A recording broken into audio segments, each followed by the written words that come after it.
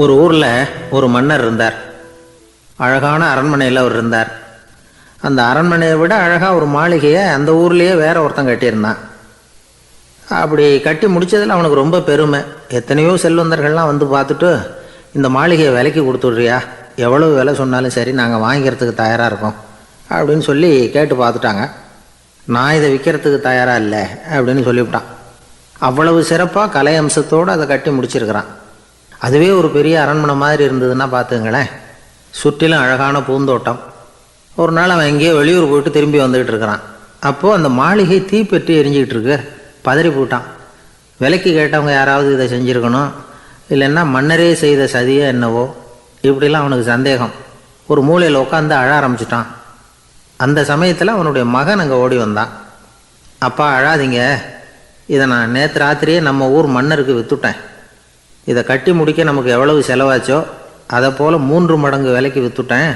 கவலைப்படாதீங்க, இதை விட அழகான மாளிகையை நாம் புதுசாக கட்டிக்கலாம்னா. இதை கேட்டதும் அழுதுகிட்டு இருந்தவன் அழுகையை நிறுத்தினான். சிரிக்க ஆரம்பிச்சிட்டான். இதே இடத்த நான் வந்து மன்னர்கிட்ட இருந்து விலைக்கு வாங்குவேன், இதை விட அழகான மாளிகையை கட்டுவேன் அப்படின்னு சுற்றி நின்று எல்லார்கிட்டையும் சொல்லிக்கிட்டு இருந்தான். இந்த சமயத்தில் அவனோட இளைய மகன் ஓடி வந்தான். அப்பா, அண்ணன் சொன்னதெல்லாம் சரிதான், மன்னர்கிட்ட விலை பேசினதெல்லாம் உண்மைதான், ஆனால் விற்றது பேச்சு அளவில் தான். இனிமே தான் பத்திரம் வாங்கணும், எழுதணும், நீங்கள் கையெழுத்து போடணும், பதிவு பண்ணணும், மன்னர்கிட்ட பணம் வாங்கணும். அதுக்காகத்தான் உங்களை எதிர்பார்த்துக்கிட்டு இருந்தோம். அதுக்குள்ளே இப்படி ஆயிட்டுதுன்னா. இப்போ சிரிச்சுக்கிட்டு இருந்தவன் சிரிப்பை நிறுத்தினான். மறுபடியும் குழந்தை மாதிரி அழ ஆரம்பிச்சிட்டான். இது ஒரு சம்பவம். இதிலிருந்து என்ன தெரியுது?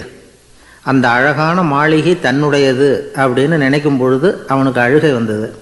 அது தன்னுடையது இல்லை அப்படின்னு நினைக்கிற போது சிரிப்பு வந்தது.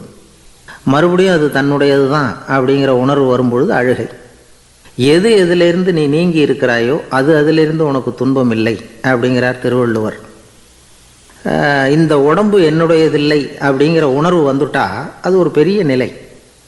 அந்த நிலை வரணும். எல்லாத்தையும் பயன்படுத்திக்கலாம், ஆனால் பற்றில் விழுந்துடக்கூடாது. உலகத்தில் இருங்கள், ஆனால் உலகத்தவராக இருக்காதீர்கள். உலகிற்குள் இருங்கள், உலகம் உங்களுக்குள் வந்துவிட அனுமதிக்காதீர்கள். விலகி இருங்கள், விழித்திருங்கள், மௌனமாய் பார்த்திருங்கள் அப்படிங்கிறது சான்றோர் கருத்து. செய்ய வேண்டிய கடமையிலிருந்து விலகி இருக்கிறவர்கள் நம்மகிட்ட நிறைய பேர் உண்டு. அப்படிப்பட்ட ஒருத்தர் டாக்டர்கிட்ட போனார். டாக்டர், நான் ஒரு கவர்மெண்ட் ஆஃபீஸில் வேலை பார்க்குறேன், எனக்கு ஒரே அசதியாக இருக்குது, என்னை சோதிச்சு பாருங்கள், ஆலோசனை சொல்லுங்கள் ஏதாவதுன்னார். டாக்டர் அவரை பரிசோதனை பண்ணி பார்த்துட்டு சொன்னார், இதை பாரு, உனக்கு இப்போ தேவைப்படுறது முழு ஓய்வு. நீ எவ்வளவு சீக்கிரமாக ஆஃபீஸுக்கு போறியோ அவ்வளவுக்கு உனக்கு நல்லது அப்படின்னு.